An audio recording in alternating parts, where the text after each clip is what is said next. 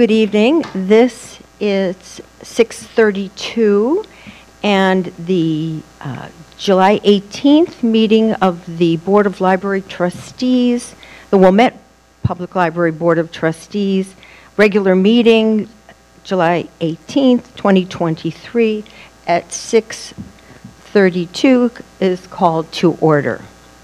May we have a roll call, please? Yes. Secretary? Trustee Cox? Here. Trustee DiLorenzo? Here. Trustee Nealon? Here. Trustee O'Keefe? Is not here. Trustee Senate? Is not here. Trustee Summer? Here. Trustee Fishman? Here. Thank you. Now we will review the draft minutes. Are there any corrections or additions to the minutes from June 20th, 2023 of our regular board meeting? That's in our attachment 1. All right. Seeing no corrections, then we would like, one moment, okay.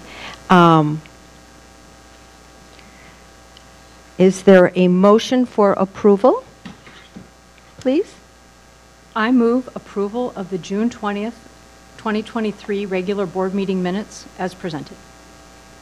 Thank you, Trustee Summer. Is there a second? I'll second that. Thank you, Trustee Nealon. The motion is moved and seconded, and the motion reads that we will approve the minutes of the June 20th, 2023 regular board meeting minutes as presented. Seeing no, and is there any discussion? All right. If there is no discussion, then we're ready for a motion for the approval of the June 20th, 2023 regular board meeting minutes as presented.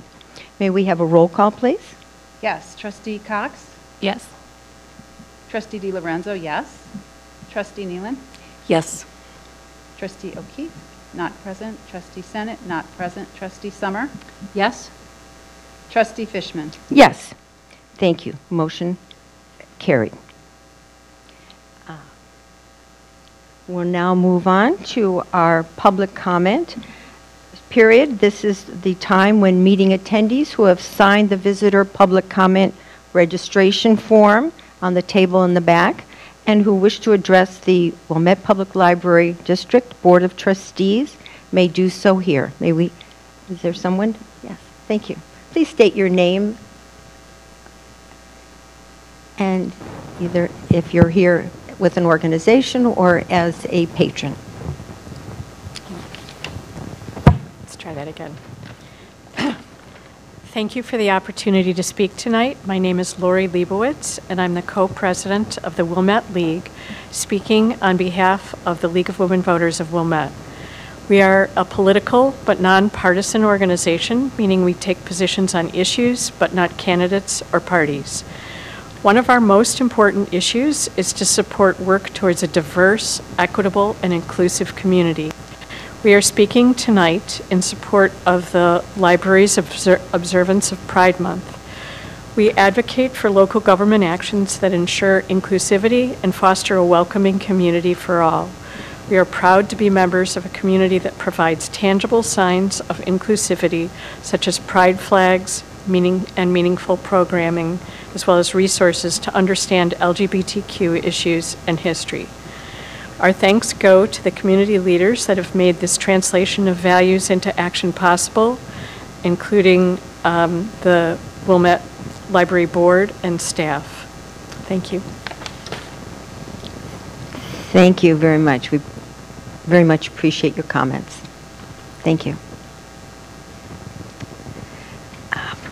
I don't believe we have any presentations, or do we? No presentations tonight. All right, moving on. There was no other public comment, just to be clear? Okay, all right, thank you. Okay, thank you very much. Moving on, we now move on to the Treasurer's Report. Treasurer Trustee Summer, please.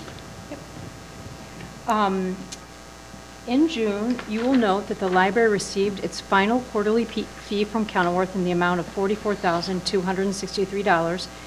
thus bringing this income item up to budget. The numbers on the profit and loss all classes report do not exactly agree with the ones on the profit and loss general fund only.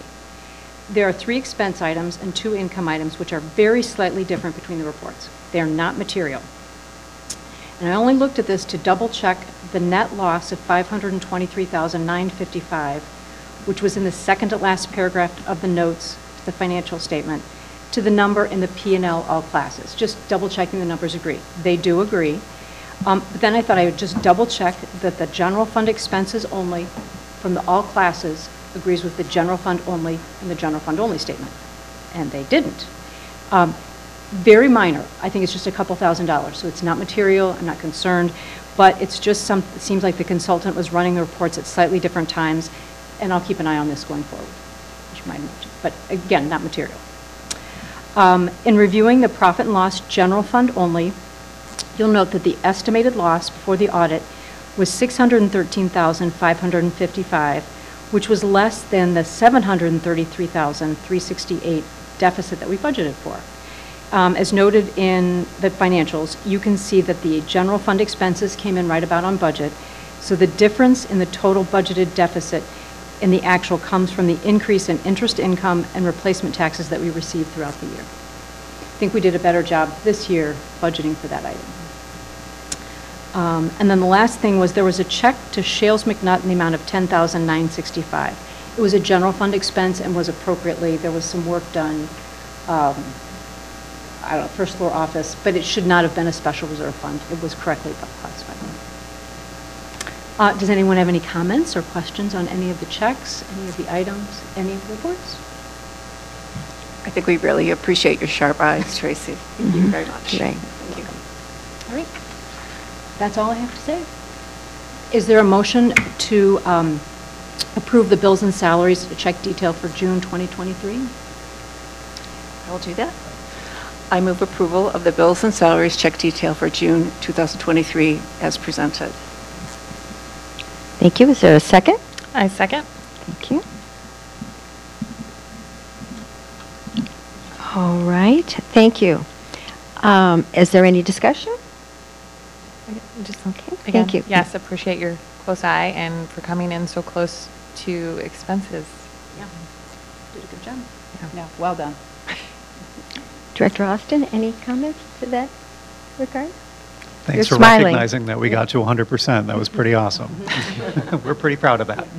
Staff did a great job. They And certainly over did. budget on income. somebody said. That's a nice over budget. Yes. Well, and- Thank you. Please and give our great job on the income, or the interest income and That's the made a big increase in difference that. in the last year. being attentive to that. Thank you.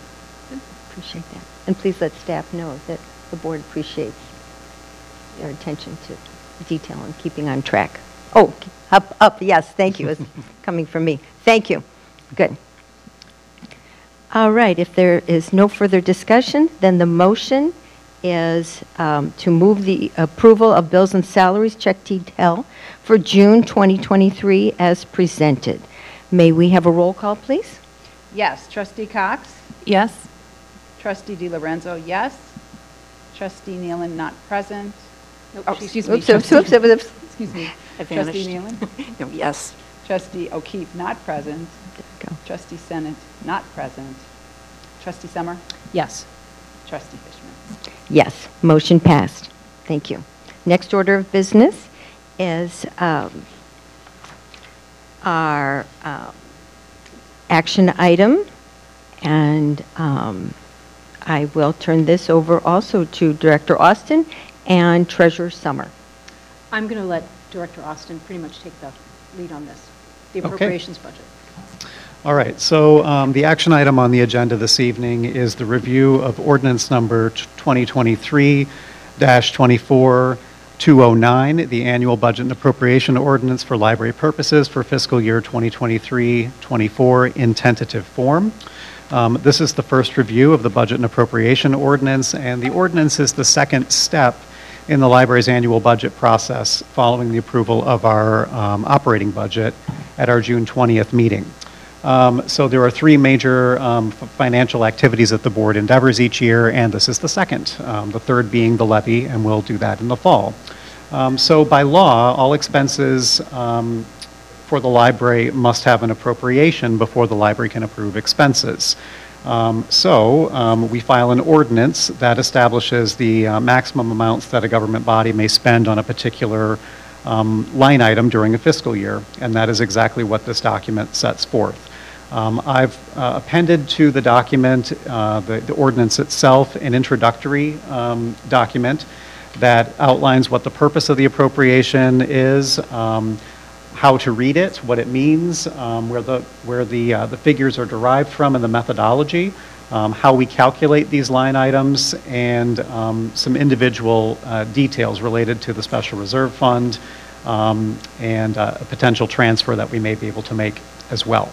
I've cited some sources as well, including conversation that we've had with our attorney in years past about the methodology for adopting this ordinance. And I'm happy to go over all of this document as a preamble to discussing all of this. But perhaps, if you have any questions, this might be a more operative way of addressing the document itself and going into that detail. Should I do my little spiel? Sure, go ahead. There's only one thing, Director Art Austin and I have talked about this. In the past, on the budget and appropriations sheet, Excel sheet, it says the fund balance is estimated July 1st, 2023. And historically, we discussed this last year, what they've done is they've taken the fund balances as of the audit date of the prior year. So it would be as of 7/1/22. And historically, they've done that, looked for some guidance from the attorney and really didn't get much. But we're going to change that this year because it makes more sense to make it as of truly 7/1/23. What we're looking to spend in the current year, we should be able to show this is what these are the assets we have now, and here's how we will use them going forward. Right now, the assets are a year old. What we're reflecting is a year old, and and that's what it shows on here. We'll make some adjustments before the final version goes next time. If you look at this number agrees exactly with the audit from last year as of 6/30/22. So if we'd had a big expenditure year, like the year that we transferred funds into the Special Reserve Fund, it would be misleading. It would show that we had more money than we actually did. Tracy, is there a reason why we were using the year-old figures? I think historically that's how it was done, and I think that it just was always done that way. Okay. And we talked about it last year, and we had a good discussion about it. We looked to the attorney, didn't get much guidance. John, the previous finance director, kind of felt it should be handled this way, but we have talked and we both agree that we're going to change that. Okay. Makes sense. Yeah. Apparently QuickBooks will state that the fund balances in the equity category for these various funds reflect the number of the last audit. However, as you know, over the course of the last 12 months, we've been spending and we've been receiving. Right. So these numbers are not accurate. They're a year old. Right. And I feel that, that this document should reflect what the actual status of the library's fund balances are, even in an estimated state, and it does say estimated. Mm-hmm. The audit will not be complete until we receive it in October. But for the purposes of this appropriation, we should have a better picture. And therefore, we're looking to find a better estimate of what we anticipate this to be as of July 1. Yeah. Is that clear? Yeah, does that throw anything off? Like when you look back to planning, do you know if you're comparing year to year to year, because that will be a difference. Yeah. Does that affect any? Well, if you would look at last year's fund balance, on last year's appropriation, it was like 8 million something. I'm not sure what it was. We didn't have $8 million in funds as of 7/1/22 because we had done a big fund transfer the previous fall. So I don't know if there's something this is just a document to send in to. Okay, so there's really nothing with the audit, It's not okay. binding. I mean, it's more for, to tell us what we think our fund balance is, Yeah. essentially. It's really, I think, informational to, who do we send this, the county or the state? Yes, the county. The county. It's informational for the county. Got it. It wasn't intentional, it wasn't intentionally misleading, it's just, but I think if the public were to look at this, they would, I think if someone were really to dig into the details, I think we'll now more accurately reflect, and I think we'd be easily able to explain why the change. Got it. Thank you.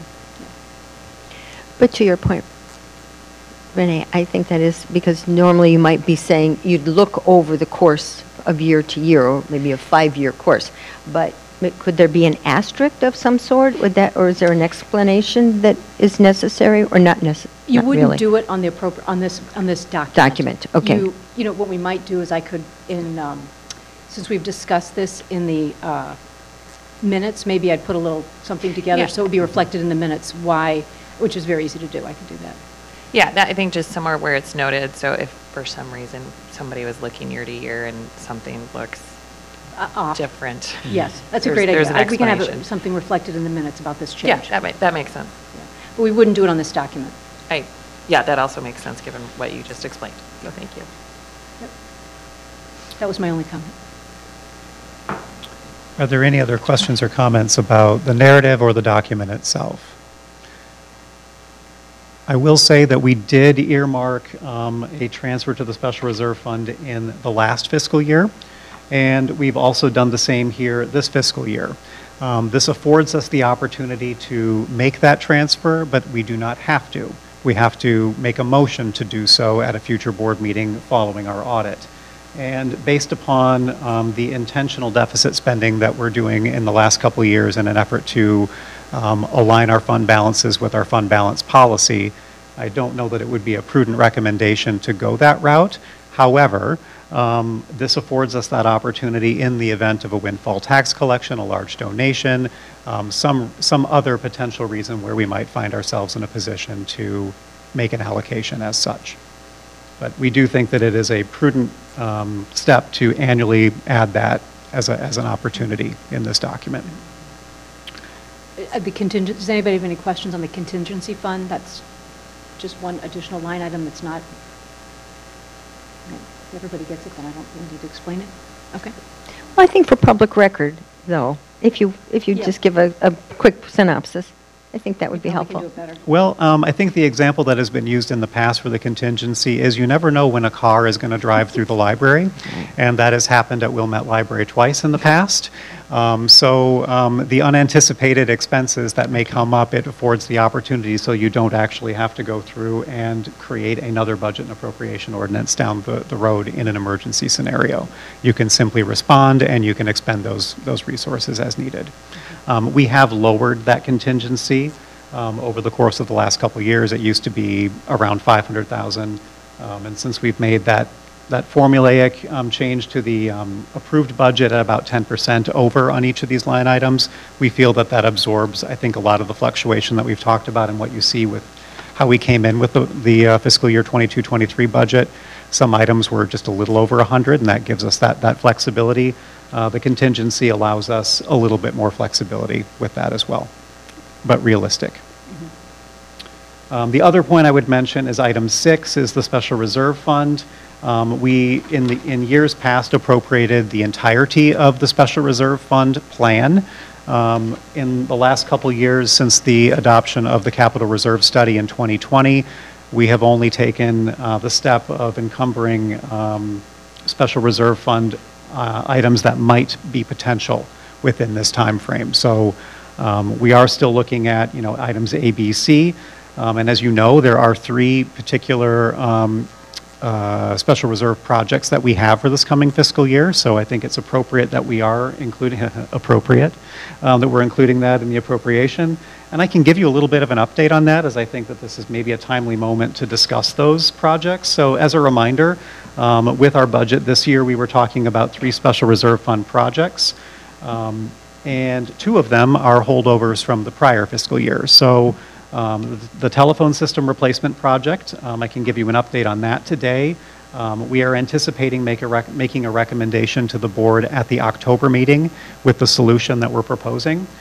We've gone through a series, we've collected a lot of data from various vendors, and beginning in August, we're going to be testing a number of systems, and we will then be able to make our final recommendation to you all following some additional testing on site in September, the recommendation in October. We're anticipating then that we'll meet our goal of the implementation of the system by the end of the calendar year. So we'll be testing in August, we'll be negotiating our contracts and the final solution in September, and then making that presentation with our recommendation at the October meeting. The second project that we're working on right now as well, we went out to bid for the building automation system on June 30th. And we're anticipating that the bids are going to be due on August 4th. We'll have a period of review over the course of August. Because our board meeting is early, it's on August 15th, we want to allow appropriate time to vet out the prospective bidders. So it's a little bit of a narrow timeline for us to make that goal, to bring that forward to you all at the August meeting. So a September recommendation on that project. And our goal would then be to see implementation of the building automation system, if approved, by, say, Thanksgiving time in late November. The third special reserve fund project that we've allocated this year is also technology related, and that is the comprehensive replacement, the systematic replacement of our computing environment. That's all of the stationary workstations in the library. That is a fourth quarter initiative, and part of the rationale for that is there will be some new chipsets and PCs that will be released this fall, after which time CVI, our land management company, will be evaluating that latest iteration of Windows 11 that's going to come out at that time, that has a more resilient Active Directory function that allows us to manage computers a bit more. So once they've had a time to do their test, we think by the end of the calendar year they can make a recommendation to us. We can design the system and then make a recommendation to you all, likely late in the third quarter, let's say March, April of next year, so that we can get that system implemented, hopefully before the summer starts. So those are the key activities that we know are coming for the Special Reserve Fund plan. However, we do have the opportunity within this appropriation document to endeavor other capital improvement projects as appropriate, as may be necessary. And one of those other items does kind of relate to the building automation system. You may know that our generator is definitely in due for a replacement. And we're told that lead times on replacing a generator is at about a year right now. So if we need to make a decision about that sooner than later, that may be another project that we'll bring forward to you all, but that will be based upon a more emerging need, and I will keep you posted about those details. So that's the Special Reserve Fund. Any other details related to the B&A? Anthony, the testing that you mentioned, is that testing of the final solution that is identified, or are you testing more than one system? For the telephone system? For the telephone system. So there are a lot of variables with the phone project. So there are, first and foremost, there are on-premises solutions which require a server on site, and then there are cloud-based solutions. And within both of those solutions, there is a outright purchase of the equipment, or there's also a lease option. And there are a number of variables that are attendant to all of these. And there are pros and cons to each of these solutions. In addition to the fact that there are different products, like actual endpoints, the phones themselves, that we want to test and make sure are going to be appropriate for our solution. So with all those variables, yes, we're trying to, within each category, we're trying to find the best solution, what's going to be the best option for us. But what I can say, and what I'm really excited to report, is that when we initially talked about this a year ago, we were anticipating this project could be over $100,000 to complete. And right now we're thinking it's going to be probably half of that and maybe less. Some of the vendors that offer a lease solution will allow us to keep the endpoints, the handsets, even at the end of the 3-year term, which is an interesting option for some of the prospective bidders. So a lot for us to consider. And since the staff are going to be using this equipment every day, we want to make sure the staff has an opportunity to weigh in on the options, as well as the particulars of the terms and conditions of the bids. So a lot to consider, but we'll have that information. I'll keep you posted at each of our meetings going forward. And remind us, from this current system we have, what was the lifetime of that? This telephone system's been around for about 20 years. Oh, no. And it's definitely showing its age. And the potential for the new system? It's outstanding. I mean, obviously, we would have loved to have had a system like this during the pandemic. The ability for your office phone to be able to ring on your cell phone remotely is a greatly valued resource. The networking capabilities, the way we can integrate with our office environment, we're a Microsoft Office environment, so Teams integration is a really valued tool. It allows for us to do virtual meetings. I mean, there's a lot of capabilities with this. A text function, we currently don't have that, which is really great for multi-factor authentication. So we've done a lot to kind of level up our technology, and the system would go right in line with that. So. And again, this new system may last another 20 years? Hard to say. I don't know. Okay.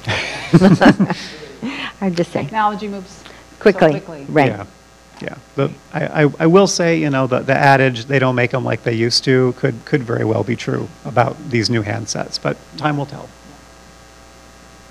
All right.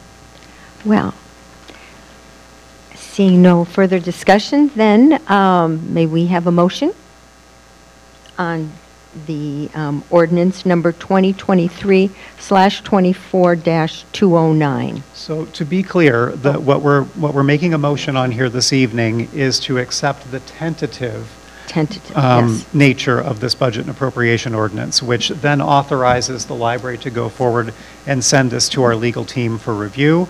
And I can work then with our financial consultants to ensure that we can get the fund balance line item updated prior to the posting of this document. Great. I move approval of ordinance number 2023/24-209, annual budget and appropriation ordinance for library purposes for the fiscal year 2023 to 2024 in tentative form as presented. Is there a second, please? I will second that. Thank you. It is moved and seconded that the approval of ordinance number 2023/24-209, the annual budget and appropriation ordinance for library purposes for the fiscal year 2023-24 in tentative form as presented. If no further discussion, may we have a motion? I'm sorry, may we have a roll call, please? Yes. Trustee Cox? Yes? Trustee DiLorenzo, yes. Trustee Nealon? Yes. Trustee O'Keefe, not present. Trustee Senate, not present. Trustee Summer? Yes? And Trustee Fishman? Yes, motion passed. Thank you. Moving on to our director's report. Director Austin, please. Thank you. I would like to start my report this evening by introducing a new member to our team. So we are joined this evening by our new circulation manager, Matthew Hoffman. Matthew, would you come to the table?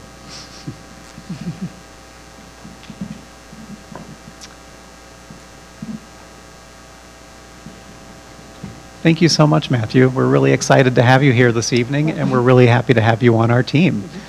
Well, thank you, Director Austin, library trustees. I'm very honored to be here at the Wilmette Public Library. For the past 25 years, I worked at the Park Ridge Public Library, and last 21 years, I was the assistant circulation manager.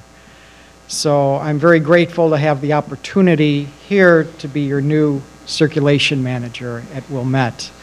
25 years is a long time to be at any one place. I developed many wonderful relationships there, but you go through so many different changes. And most recently, in recent years, we went through a major renovation where we renovated the whole lobby. And I think all that experience I could bring to this position. In addition to my experience at the Park Ridge Public Library, I operated as the program host, the classic film program at the Park Ridge Library, which became their most popular program. And I also operate the Pickwick Theater classic film series at the historic Pickwick Theater. So I do that in my spare time. But I'm just so thrilled to be here at Wilmette.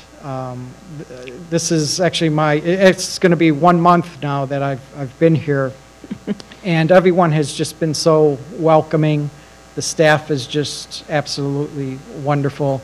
So it's really helped me adjust to this, dramatic change in my life, and I just look forward to getting to work and working with the staff, and I think there's a lot of exciting things on the horizon here. Thank you. Welcome. Welcome. Yeah. Well There was a nice put. post about you on social media, is that right? Yes, I read that, right. Yeah, just the welcoming, it was lovely. It was Well, very nice. Thank you.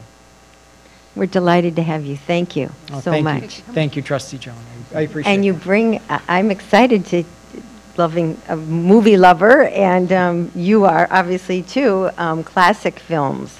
So Turner Classic Movies is your favorite station or streaming service? It was. I haven't had the cable service in a couple of years now, but Well, we have them all at the Wilmette Public know, Library, I can get everything, DVDs, yeah. and you name it, we have it, right? exactly. But yeah, no, I'm very grateful to be able to do the classic film programs, especially at the Pickwick Theater, which is in the news. I think just today there was something on WGN because they're having a new tenant at the Pickwick Theater. I believe the Copernicus Center in Chicago is going to be the new tenant at the Pickwick Theater. So they'll be working in partnership with the owner. So yeah, a lot of changes going on over there as well. Great. Well, all the best to you. Well, thank you. Thank you again for the nice you. welcome. Thank you. Thanks, Matthew. Thanks for coming this evening. Appreciate your time. We'll know where to find you. Yeah, great. All right, I will use this opportunity then to pivot and talk a little bit about circulation. I'm really excited to report that on this Thursday, the 20th, in the afternoon, we are finally going to get the wrap on our lockers out in the parking lot. We've been waiting for good weather, and we finally have that good weather. And after a bunch of design and coordination, I'm thrilled to report that the wrap is going to be applied. So after Thursday afternoon, check it out. It'll look nice. More activity in the circulation department. In my report, you'll see that this week we took some action with our relationship with the Kenilworth Public Library District. We're issuing new cards to all the card holders in Kenilworth following the adoption of their new 5-year library service agreement that we've recently approved. We are issuing entirely new library cards to all of our registered card holders in Kenilworth in an effort to better serve their digital service needs.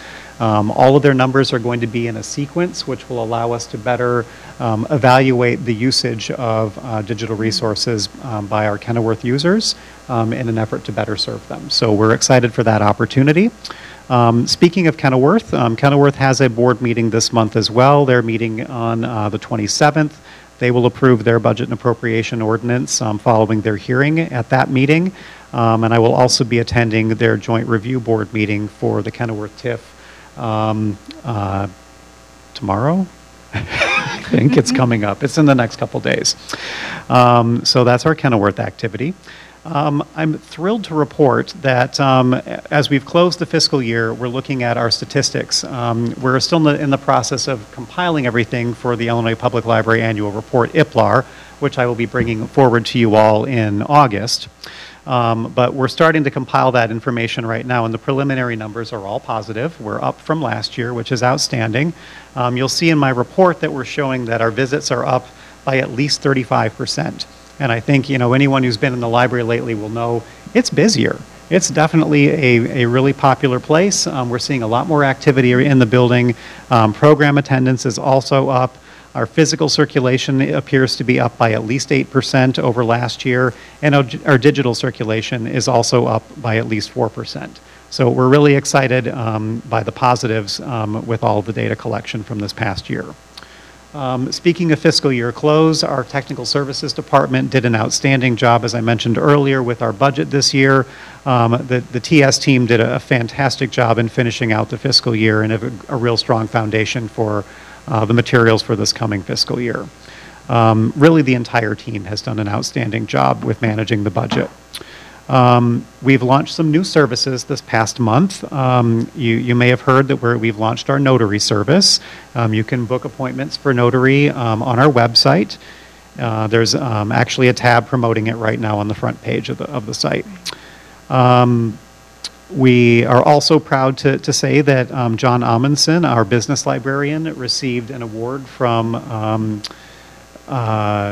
the ALA Reference Users Group, part of his business association. He won the Morningstar Public Librarian Service Award, which sponsored his participation at the American Library Association conference this past June. So we were really excited for him to get that recognition. He's done a lot in the last year to develop our business services. He's also serving as our notary, so that was kind of my pivot there. We're doing a lot to promote, obviously, our summer reading clubs right now. So if you haven't already, I encourage you all as trustees and the public to participate in our summer reading clubs. We reward your reading with readings, so definitely check it out. A couple of other new services that we've launched this month in the Digital and Maker Services Department. We have a new heat transfer, and we had a program related to the heat transfer where folks could make a beach tote bag. So we're going to be promoting that service here a bit more in the future. We also upgraded our scan station, which really is a multifunction device that can scan documents, can digitize documents. It can also scan to print, so it functions as a copier.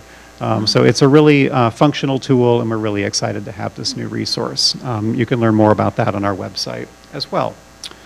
A couple other things to share. We've got a new program in the Communications and Events Department called Wilmette Walk and Talk, and this has been a really popular program so far as well. We're trying to get people together to build community as part of our strategic plan initiative. And folks gather at the library and then walk around the area here and enjoy conversation with one another. Speaking of our communications team, at our last meeting we discussed doing more to publicize our recently adopted strategic plan. We are in the process of developing an evergreen print document that we're going to be circulating here in August as we get ready to promote the next newsletter cycle. So the October newsletter that will be delivered in homes in August will be promoting the, since we had a 3-month newsletter here and we had just approved the strategic plan, we didn't have an opportunity to promote it in the newsletter. So we're going to take that opportunity in our September-October newsletter and have an evergreen document that we promote in late August concurrent with the launch of that. So stay tuned for more information about that print piece. Speaking of newsletters, we launched our first digital newsletter for our Readers Advisory team. If you haven't already signed up for this, I really recommend taking a look at it as readers. They're really doing an awful lot to promote our fiction collection. Our new Adult Services Manager, Kathleen Blair, is an avid reader and advocate for fiction, and it really shows with the cultivation of the team's new newsletter. Do you sign up on the website? You do, yep. And the last piece that I wanted to share with you all, well, I got 2 more items.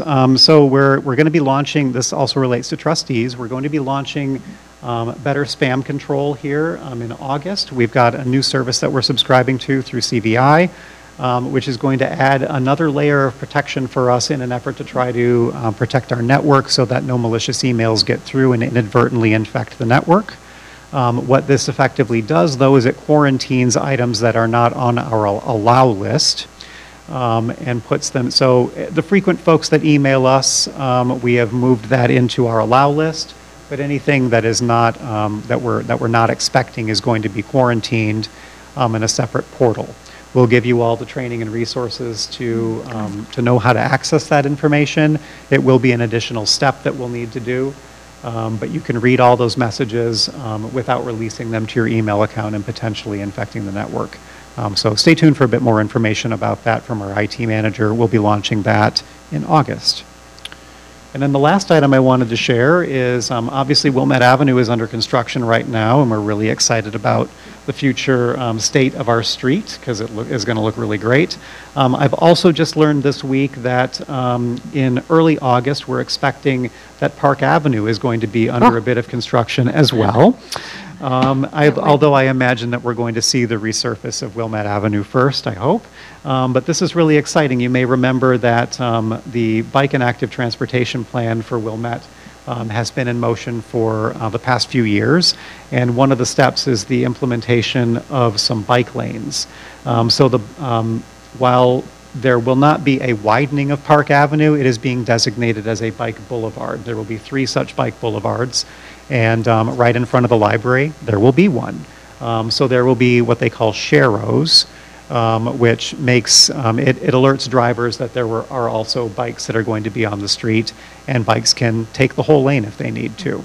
And that's a good thing because we have a lot of folks who use the library via bike, and we have those branded bike racks that we did in concert with the village back with the green renovation, the green space renovation that they did 2 years ago. So just an FYI that in early August there's going to be a little bit more construction activity on Park Avenue. Those are the highlights of my report. Do you have any questions or comments for me? I just had 2. This is just it's more of a question. On page 3 it said Overdrive. Should it really be Libby? Do we use Overdrive anymore? Same thing. Same thing, okay. Same product. Same product, just different name? Libby is the brand name that the public accesses it by. Okay. Overdrive is who we write our checks to. Oh, interesting, okay. And I was also thrilled to see how many, this is kind of, but the lockers, almost everybody picks them up. That's right. Very few people leave them in the locker, which I kind of thought people, it was a novelty, so that was great, good use.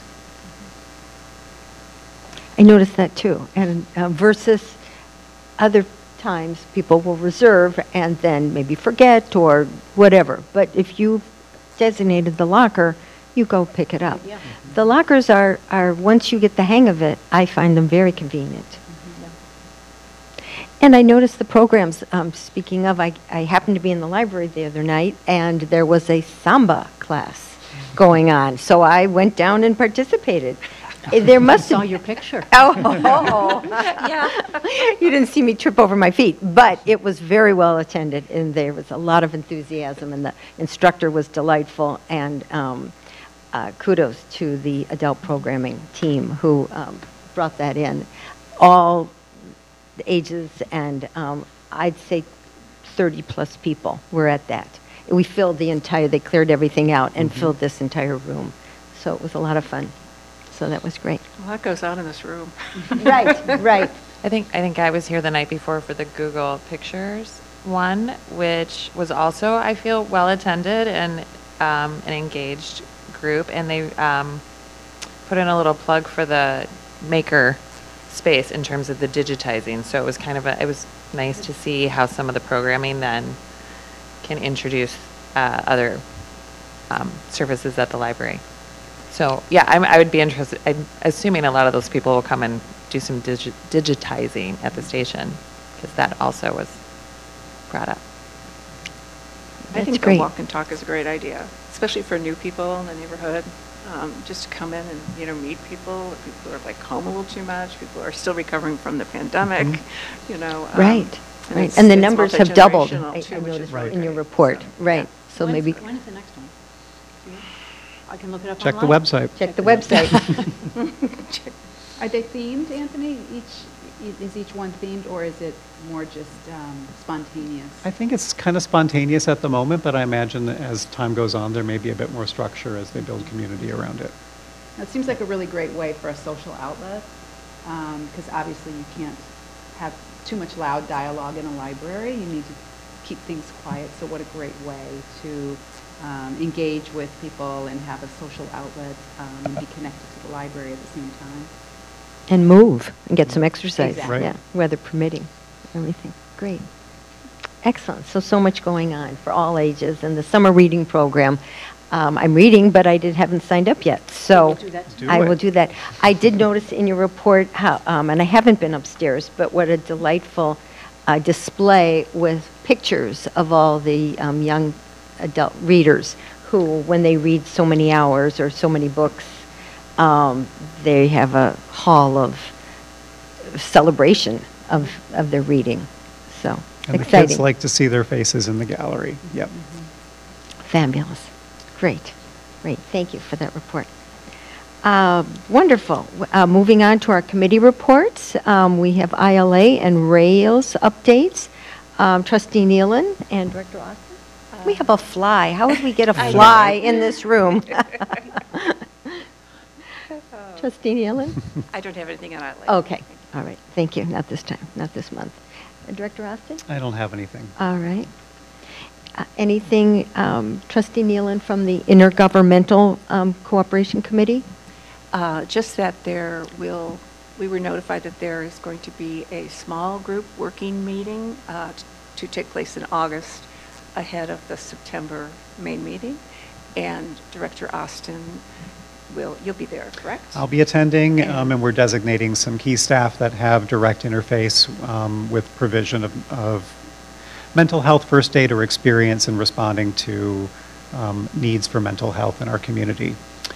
This particular working group is to really identify what it means to be serving the needs of the community directly to help inform elected officials more about that experience.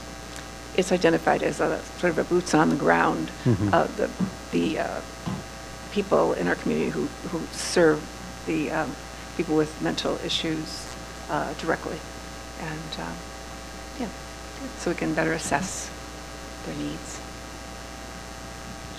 Great, great. Moving on to information items, and I have one that just want to mention again. In early June, we offered a trustee appreciation coffee, and it was held on the lawn one Saturday morning, and open to the public, was invited for coffee and conversation, and we did have a number of past trustees, so we just want to mention again how delighted we were that they could attend. And those trustees attending was Lisa Gaines McDonald, our past president of the board, Stuart Wolf, Kathleen McLaughlin, and Ginny George. And once again, we want to thank them and make a public statement for their many years and dedication to the library. We hope to make this an annual event, and I believe there was a good turnout, and once word gets out that we're going to do this again, it was publicized, but we'll make it further known and increase our numbers. I also happened to run into a representative from Friends of the Library who had a pop-up sale last, I can go ahead. And last Saturday, when it was the Wilmette sidewalk sales, and they had an area right here in front of the library, and they said they did very well. And we're delighted. A lot of good, great sales, and a lot of great,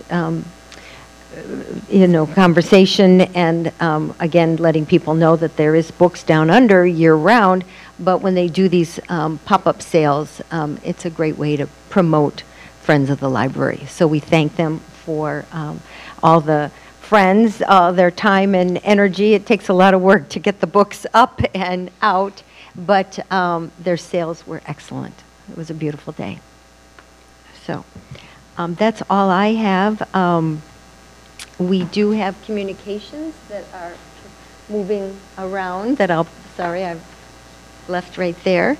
And anyone else with any communication or any other comments?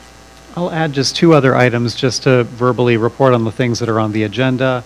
So as a requirement of the Illinois Public Library Annual Report, the Board Minutes Secretary Audit Committee is going to review our minutes prior to the August board meeting when we're going to be approving the IPLAR report. And our two trustees that are going to be working on that are Carolyn Sennett and Maria De Lorenzo. So they'll be coordinating with us and going through our binder of minutes. I also got notice from the League of Women Voters Wilmette that the State of the Village event is going to be held on October 11th, so mark your calendars for this event. Area units of local government share examples of their challenges and accomplishments over the course of the past 2 years, and we'll keep you posted about the timeline for that event.